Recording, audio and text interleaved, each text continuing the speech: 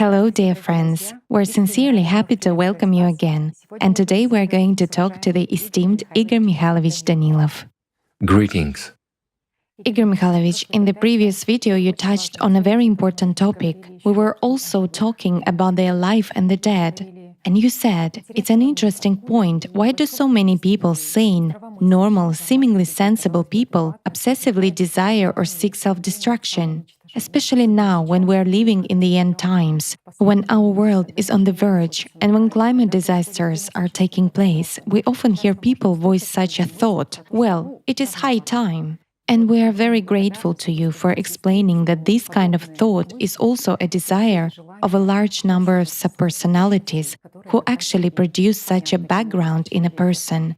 And this conversation reminded everyone once again that they are actually the carriers of hell and heaven within themselves. Guys had a lot of insights and reflections, and one of the interesting questions they asked, which I would like to begin our today's conversation with, I will read it out. It was once said in the Sane video that the closer we get to the last day, the more active the dead will become, the more they will interfere in the lives of the living and begin to attack the living so that the living will choose life rather than death. They will actually force us to move in the direction of saving life. And the question is, will we hear the dead at the end of time? Will we be able to make the right decision in order to survive and give life even to them? So the guys came up with interesting questions. How can we hear the dead? What are they supposed to tell us or make us understand? How will they say it?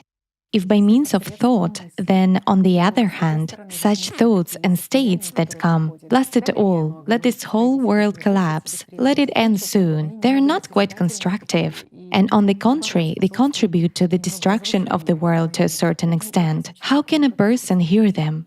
Hear those subpersonalities inside himself? Well, obviously not the way I hear you now and the way our friends hear both me and you. By means of thought? By means of thought too. No. Through thought you can hear, if let's say, a subpersonality is too active and strong, and it enters between consciousness and personality like third forces do, that is, by replacing consciousness, then we can hear a subpersonality as a thought. But to impact a thought directly, well, let's just say most subpersonalities, to put it carefully, won't be able to do that, to make us hear them. While the state, I mean our inner state, something that affects our mood, our feelings, and our perception, that's exactly, so to say, their voice, which we perceive. Well, in fact, it's not a voice, it is their feelings, if we can say so, which are transmitted to us from within, from the depth.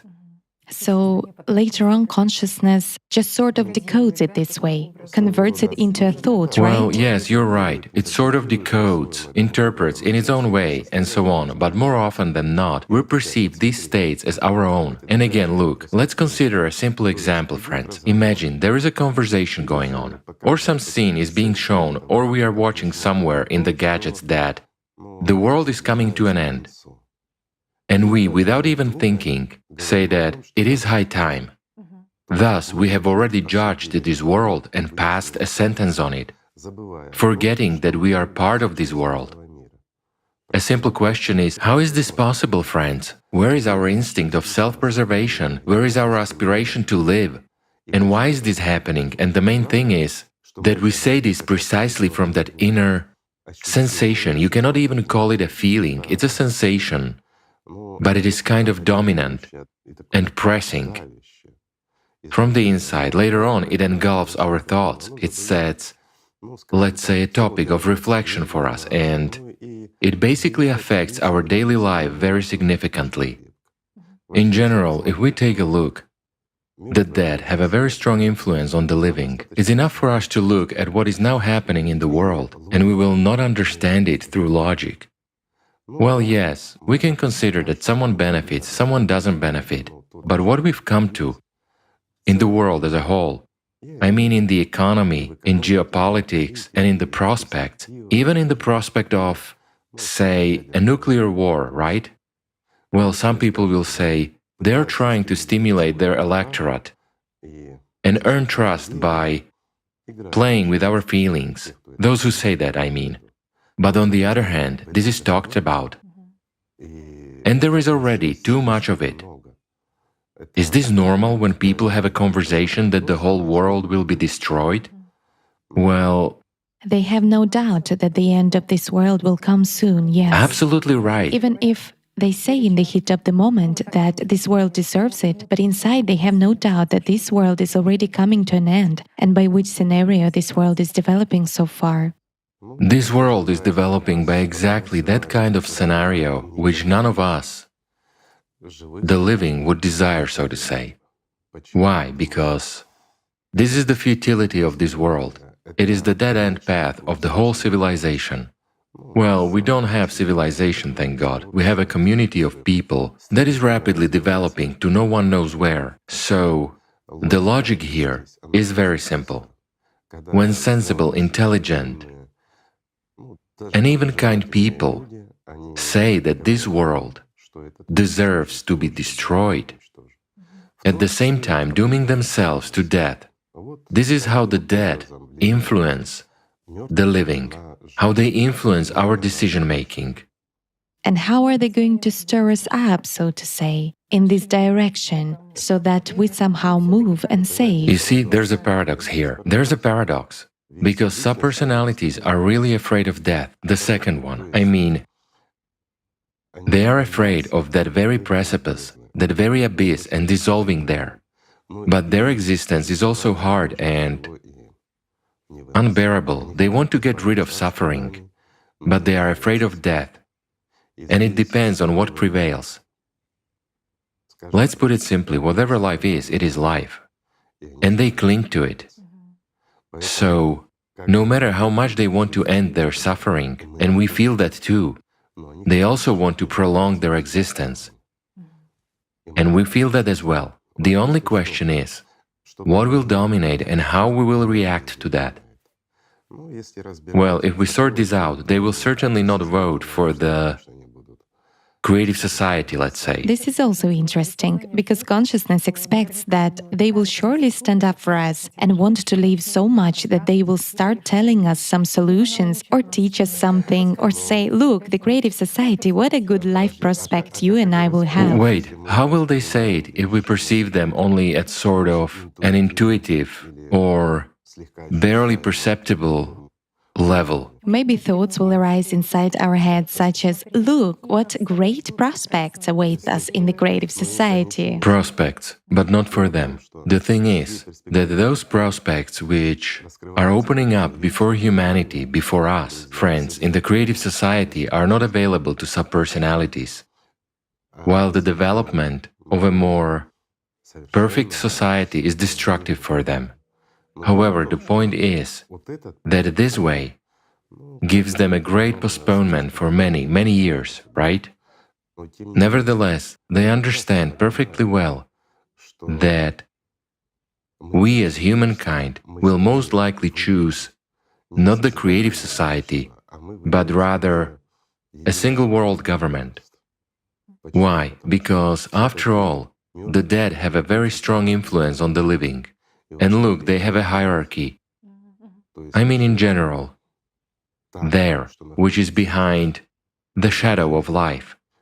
There is a very rigid hierarchy. Similarly to that hierarchy, we build a hierarchy here. Just like the eternal fight for domination and power is going on there, in the same way we behave here. From this, there comes an understanding that people, even those very fighters against globalism, will be the first to run to vote for a single world government. As for the creative society, it is unlikely that they will want to vote for it. The scenario of hierarchical structure Of course. is closer to them. Certainly, they fight against it, but at the same time they dream of it. It is interesting that when we inform about the creative society, there are indeed many sensible people who understand that a society which is not built on hierarchy is possible, but there are also a lot of people who call it utopian, because it turns out that the personalities inside them are not familiar with that scenario either. No, there's also the factor that people have not familiarized themselves with it. They haven't grasped what the creative society is, so they tend to stereotypically brush it aside instead of studying the project. People judge, let's say, by the first words and say, no, this is unacceptable, how is such a thing possible? Right, in the consumerist format, it's impossible. People simply do not understand that the whole format changes across the globe. And immediately they come up with a question, who's going to give you permission? Yet who should we ask permission from? Some higher authority is needed. Yes, I mean, God is certainly not against it, while everything else should be done by people, moreover by all people, at all levels, including politicians and everyone. Then we have a chance to build the creative society and really prolong our stay here for thousands and billions of years. This is realistic. You know, Igor Mikhailovich, an interesting point is observed that when people have learned that subpersonalities will urge people to somehow move, make the right decision and save their lives, we immediately notice how consciousness wants to shift their responsibility already onto subpersonalities, so yes. that they necessarily come up with a solution for us, teach us, for example, how to take responsibility, teach us how to act, so to say, sort of with a prospect for the future. For some reason, we always want someone to do something for us. And just look, all legends say that someone will come and do everything. So, we elect a president and shift the entire responsibility onto him. He has to do it. If he doesn't, he's a bad guy, right? And if he does, well, sure thing, that's why we elected him for. That's how irresponsible we are. Yet, the time of responsibility has come. Everyone's responsibility. This is really so. At this time, no one will decide for us how to act, but our choice will affect the future, not only ours, but that of our relatives, friends, and the entire humankind. And this is really so. Yet, why does this happen? Why do we shift responsibility onto others? Well, I'll put it simply, we have been accustomed to it. We have really been turned into slaves. We have forgotten who we are, and we have stopped making decisions ourselves. On the other hand, we feel confident, we are free, we are protected, and we understand perfectly well that all this is a lie. None of us is protected from anyone or anything. We are well aware that in terms of existence in this world, there is no confidence in anything. Really no confidence in anything at all. The only confidence is that sooner or later our existence here will be over. There is no other confidence. There is no confidence that you will keep your job, that you will keep your house, that you will keep your health, and many other things are uncertain. In other words, a person is absolutely unprotected here in this world, and he is susceptible to negative influences not only here in our familiar three-dimensional world from people like us, meaning from other people, but a person is also susceptible to the influence of third forces, not to mention the dead. This is indeed so, and each of us feels it. And do you know what the strangest thing is? The strangest thing, in my opinion, is that people understand and feel perfectly well what is going on. All people are well aware, and this feeling doesn't even come from the former living, let's put it carefully. This feeling comes from deep inside, from there, as they say, from the heart or from the soul. This understanding clearly makes us realize that this world is finite and that we have to do something. And it actually pushes us to action. It comes more from personality.